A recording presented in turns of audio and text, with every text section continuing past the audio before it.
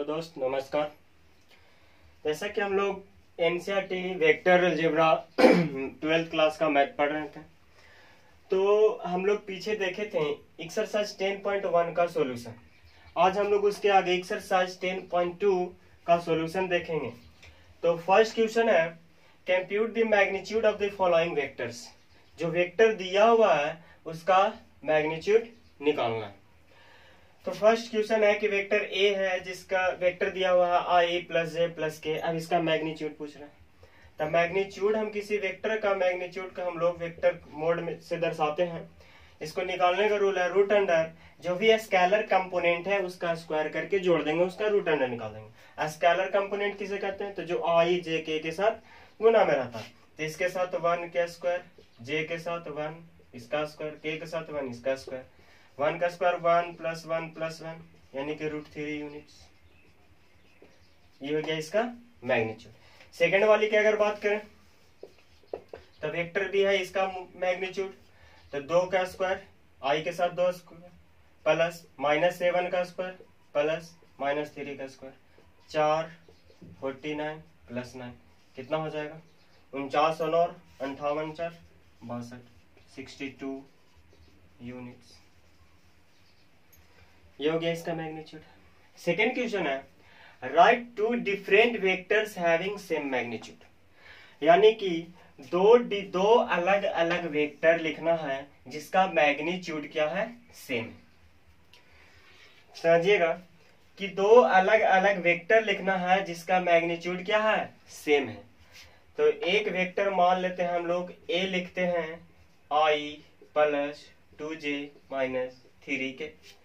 एक बी लिखते हैं 2i प्लस 3j माइनस के। ये एक वेक्टर हो गया, दो वेक्टर हो गया जिसका मैग्नीट्यूड क्या है? सेम है। नहीं है विश्वास तो करके देख लीजिए। लिखने का एक तरीका है कि इसका जो स्केलर कंपोनेंट है वो एक होना चाहिए। जैसे कि देखिए इसमें 1 है तो यहाँ भी 1 है, 3 है 3 है, 2 है 2 है। अब अगर मैग्नीट्यूड की बात करें तो एक ही होगा। Third question, right 2 different vectors having same direction.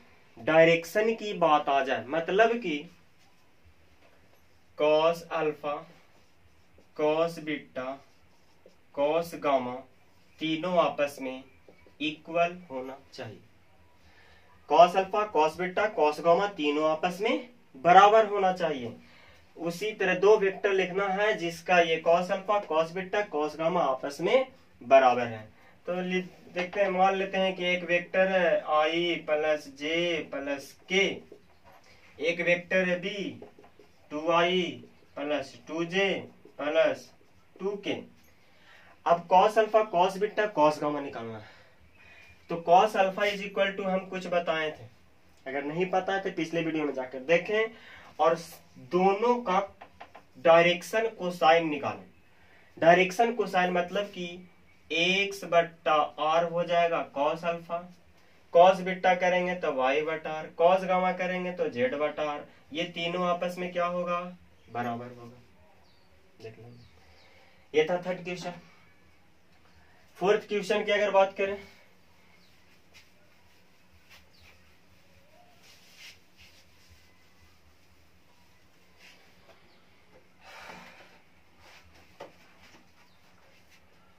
fourth question,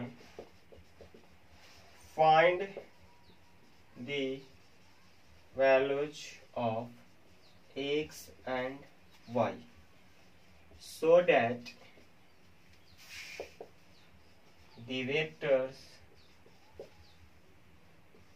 2i plus 3j and xi plus yj are equal।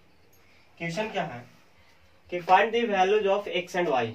X और वाई का वैल्यू निकालना है सो दैट ताकि the vectors 2i plus 3j and xi plus yj are equal. मतलब कि ये दोनों जो वेक्टर है वो क्या है? इक्वल है। तो x और y का वैल्यू क्या होगा? क्वेश्चन में दिया कि दोनों वेक्टर इक्वल है। दोनों वेक्टर इक्वल होगा तो x और y का वैल्यू बताए। तो जब दो वेक्टर इक्वल होता है उसका स्केलर कंपोनेंट आपस में बराबर होता है। Scalar component 2i plus 3j is equal to xi plus yj। x के जगह 2, y के जगह 3, x बराबर 2, y बराबर equal vector scalar component equal होगा। ये था फोर्थ क्वेश्चन। नेक्स्ट क्वेश्चन की बात करते हैं।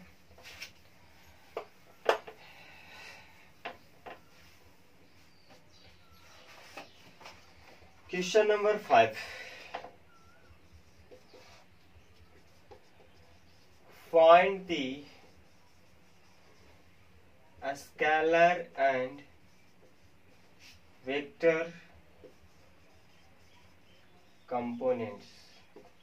Find the scalar and vector components of the vector with initial point 2, 1 and terminal point -5, 7। थोड़ा सा क्वेश्चन को पढ़ लेंगे।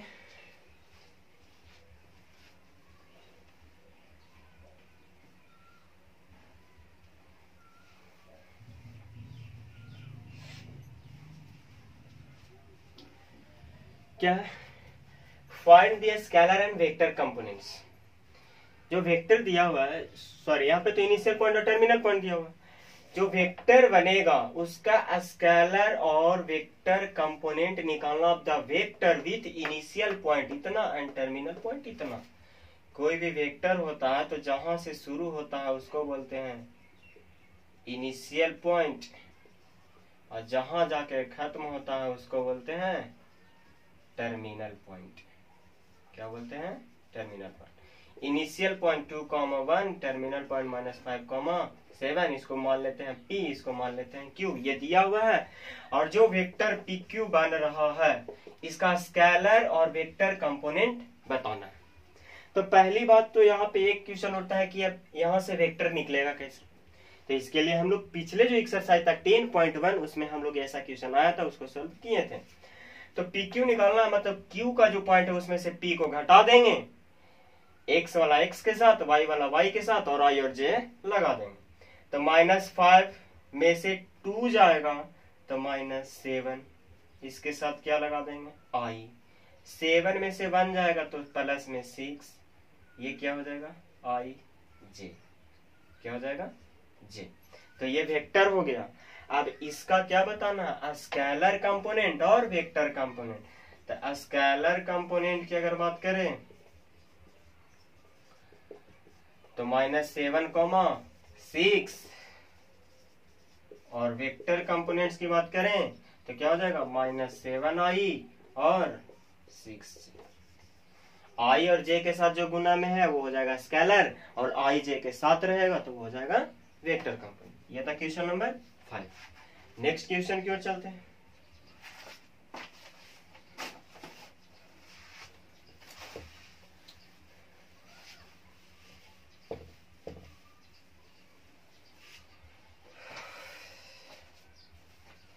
Question number 6.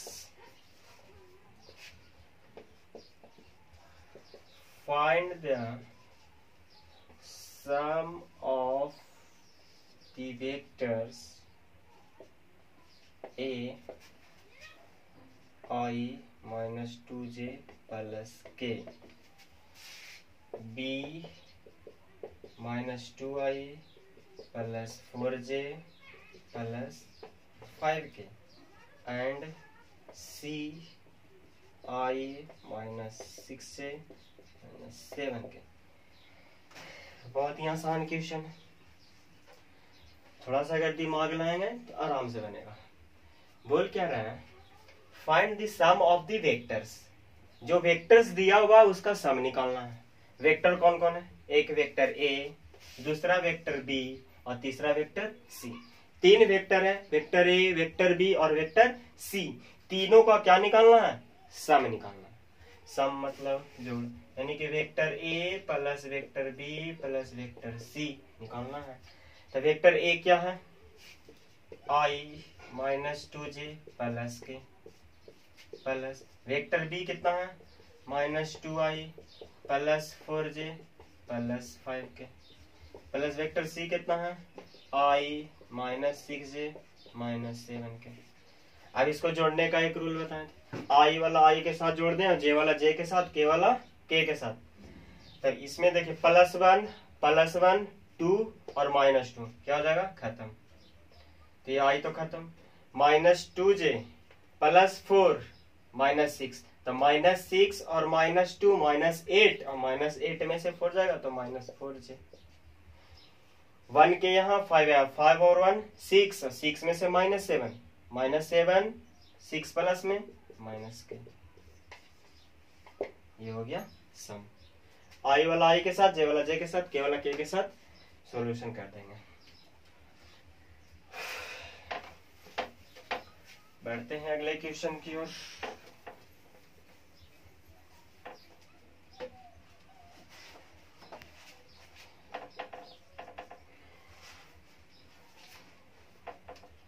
Find the unit vector in the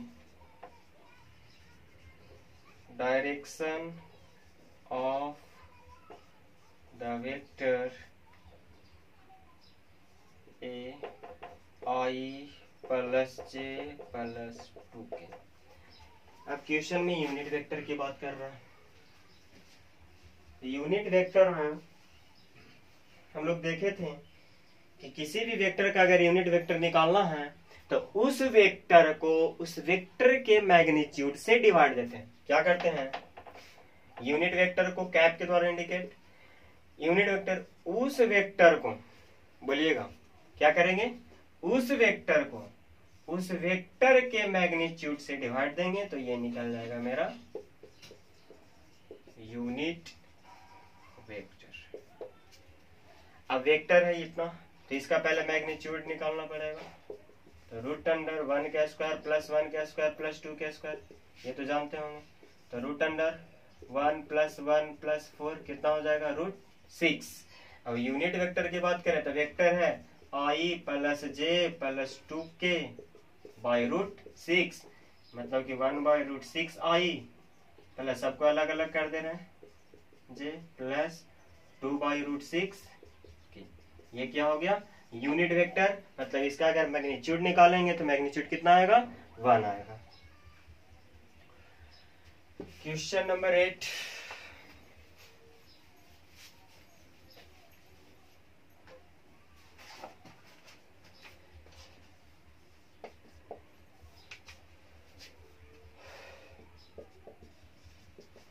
Find the unit vector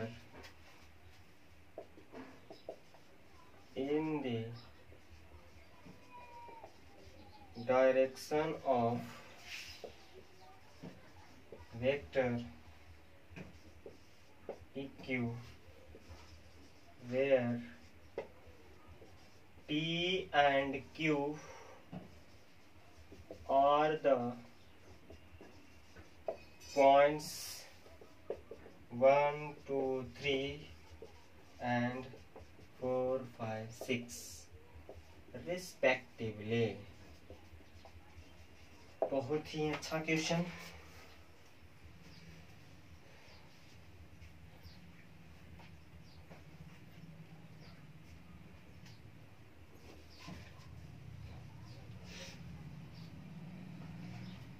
Find the unit vector in the direction of vector PQ। एक vector PQ है। अब PQ कहाँ से लाएंगे, तो P पॉइंट दिया हुआ है, Q पॉइंट दिया हुआ है, तो PQ वेक्टर नहीं निकलेगा। Q में से P को घटा देंगे, 4 में से 1 गया 3i, 5 में से 2 गया +3j, 6 में से 3 गया +3k। Q वाला में से P को घटा देंगे तो वो PQ वेक्टर निकल जाएगा, ijk लगा देंगे तो ये PQ वेक्टर है। अब इस वेक्टर के डायरेक्शन में एक यूनिट वेक्टर निकालना है, तो मतलब सबसे पहले इसका क्या निकालना पड़ेगा, मैग्नीट्यूड। 3 के स्क्वायर प्लस 3 के स्क्वायर प्लस 3 के स्क्वायर इज इक्वल टू 9 + 9 + 9 कितना हो जाएगा 27, 9 × 27 3√3 यूनिट। ये क्या हो गया इसका मैग्नीट्यूड। यूनिट वेक्टर की अगर बात करें unit vector of vector P Q, तो क्या हो जाएगा, vector P Q divided by vector P Q का मैग्नीट्यूड। वेक्टर पी क्यू कितना है, 3i plus 3j plus 3k, इसका मैग्नीट्यूड कितना आया, 3√3। जब इसको 3 ऊपर कॉमन लेते हैं तो 3 से 3 खत्म, बचेगा 1/√3i 1/√3j प्लस 1/√3k। ये हो गया यूनिट वेक्टर।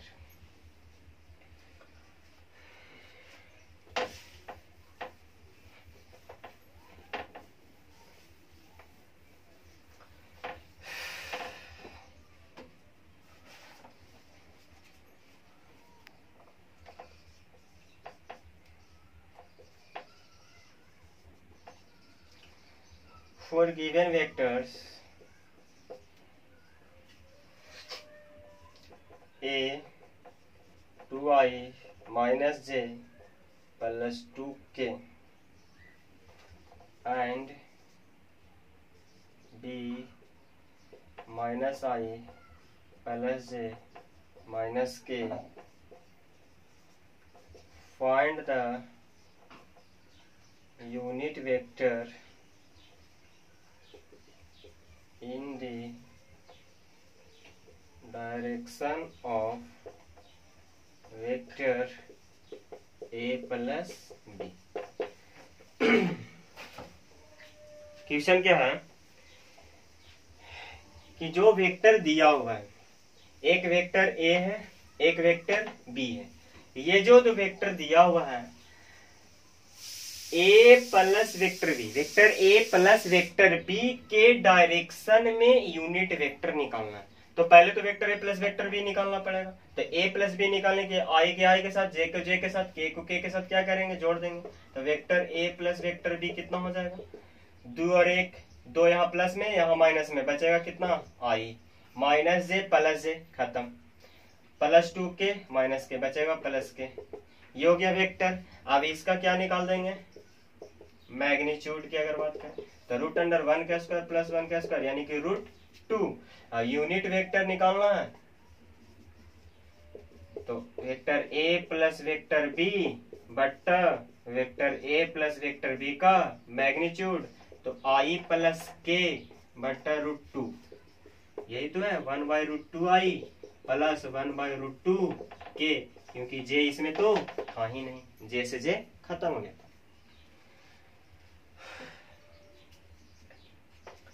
क्वेश्चन नंबर 9 की बात करेंगे, सॉरी 10th, 9 तो हो गया।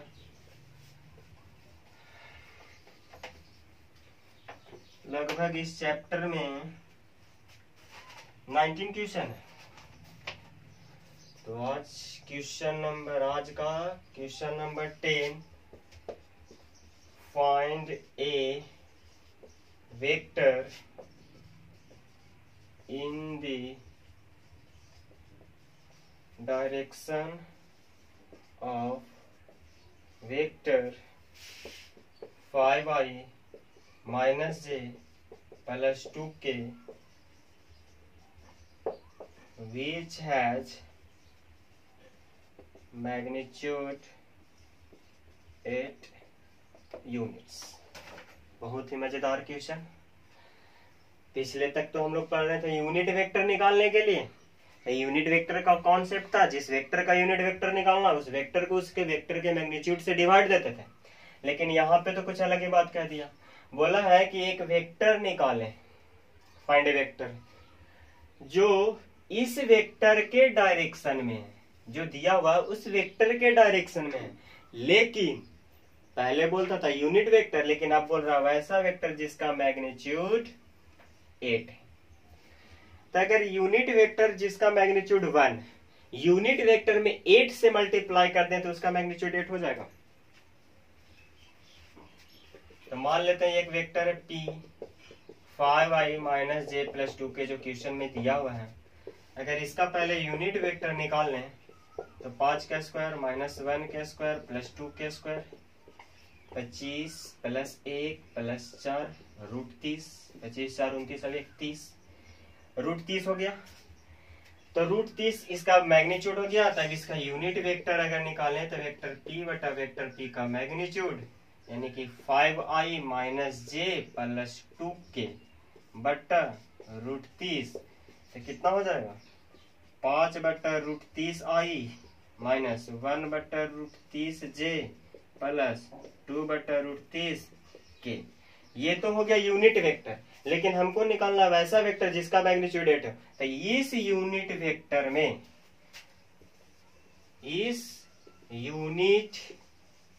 वेक्टर में अगर हम लोग